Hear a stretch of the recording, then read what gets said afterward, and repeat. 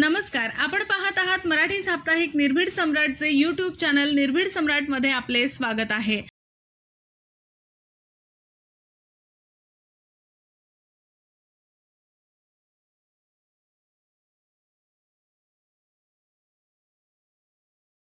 नमस्कार, मी सिद्धार्थ काळे। आपण बघत आहात निर्भीड सम्राट न्यूज। जसं की आपल्याला माहिती आहे, संपूर्ण महाराष्ट्रामध्ये अन्न औषध प्रशासन विभागाची धडक मोहीम सुरू आहे। भेसळयुक्त अन्न असो, दूध भेसळयुक्त असो, या गुटखा असो, या अन्न पदार्थ असो, अशा विविध विभागामध्ये तुकाराम मुंढे यांच्या कारवाई सुरू आहेत। जसं की या कारवाई होत असताना एकीकडे मुंबईमध्ये कालचाच प्रकार आहे। एका ग्राहकाने मुंबईमधील एका हॉटेलमधून अन्न पदार्थ विकत घेतलं होतं, परंतु त्यामध्ये काय आढळलं आपण त्यांच्याकडनं जाणून घेणार। आपल्या सोबत आहेत रोहित बनसोडे। रोहित बनसोडे जी आपलं निर्भीड सम्राटमध्ये स्वागत आहे। काय सांगणार आहे, कशा पद्धतीने काय घडलं होतं कालची, काय तुम्ही त्या हॉटेलमधून घेतलं होतं आणि त्या अन्नामध्ये काय निघलं होतं, काय आमच्या दर्शकांना सांगा। नमस्कार, माझं नाव रोहित बनसोडे आहे। मी भारतीय जनता पक्षाचा कामगार आघाडीचा मुंबई प्रदेश सचिव आहे। वेस्टर्न हॉटेल जवळ मागाठाणे येथे एक हॉटेल आहे, वृद्धास ऑल सीझन्स। त्या ऑल सीझन्स हॉटेलमध्ये 17 तारखेच्या सायंकाळी मी बसलो असताना तिथून मी एक पनीर मसाला तवा पार्सल घेतला होता माझ्या घरी, माझ्या मुलीसाठी। तो तवा मसाला घेऊन ज्यावेळेस मी माझ्या घरी गेलो, माझ्या मुलीने ते खाण्यासाठी प्लेटमध्ये घेतलं आणि 2 घास खाल्ले असता तर तिच्या निदर्शनास काहीतरी एक झुरळसारखी वस्तू दिसली।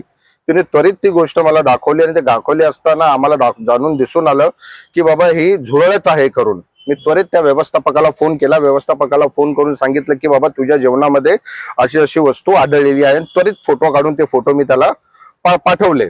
त्या हॉटेलच्या व्यवस्थापकाने दिलगिरी व्यक्त केली। त्याच्या दुसरा दिवस म्हणजे काल 18 तारखेला हॉटेलच्या मालकाने मला फोनवरून दिलगिरी व्यक्त केली, माफी मागितली। माफी मागून त्यांनी मला सांगितलं की अशी घटना पुढे आम्ही होणार नाही।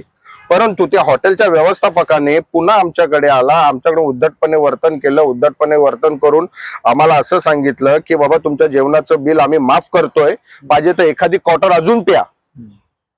त्यांनी आम्हाला क्वार्टर ऑफर केली, एखादी क्वार्टर अजून प्या आणि हा विषय इथे दडपून टाका। आता हा विषय इथे दडपण्याचा विषय नाहीये, केवळ माझ्या लेकीचं नाही, सुरत मधलीच एक घटना ताजी आहे। त्या ताज्या घटनेचं उदाहरण आहे की 5 वर्षाच्या मुलीचा जीव गेला होता, एका हॉटेलमधून काजूची भाजी मागवली होती।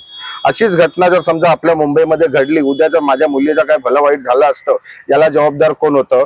मी तुमच्या चॅनलच्या माध्यमातून, तुकाराम मुंढे साहेबांच्या माध्यमातून एक विनंती करत आहे की आपलं प्रशासन ज्या पद्धतीने महाराष्ट्रभर कडक कारवाई करत आहे, तशी कारवाई ह्या वेस्टर्न साईडला करणं आवश्यक आहे। आणि खास करून त्या ऑल सीझन्स हॉटेलवरती, की त्या हॉटेलमध्ये अशा प्रकारचे गैरप्रकार घडण्याची शक्यता नाकारता येत नाही।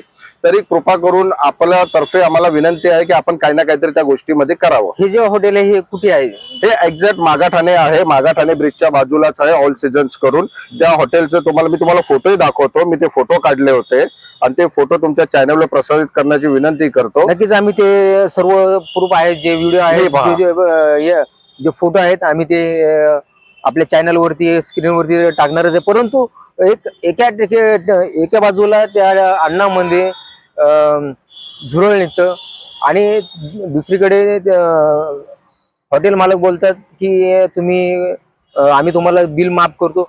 कुठेतरी ह्या सर्व गोष्टी चुका करायच्या आणि ग्राहकांच्या जीवाशी खेळायचं असं काम या ठिकाणी चालू आहे। एकीकडे आयुक्त तुकाराम मुंढे हे त्यांच्या कारवाई सुरू आहे, परंतु त्यांना या सर्व गोष्टीचा धाक नाहीये। तर हॉटेल व्यावसायिकांना धाक नाही, त्या ठिकाणी स्वच्छता, त्या किचनमध्ये भेसळयुक्त केले जाते, बऱ्याच दिवसाचं अन्न त्या ठिकाणी असतं। अशा बरेचसे प्रकार आहेत, ते ग्राहकांसोबत केले जाते। वेस्टर्न साईडला माननीय तुकाराम मुंढे त्यांची टीम या ठिकाणी कारवाई करेलच। आपला व्हिडिओ, आपली बातमी देखील त्यांच्यापर्यंत जाणार।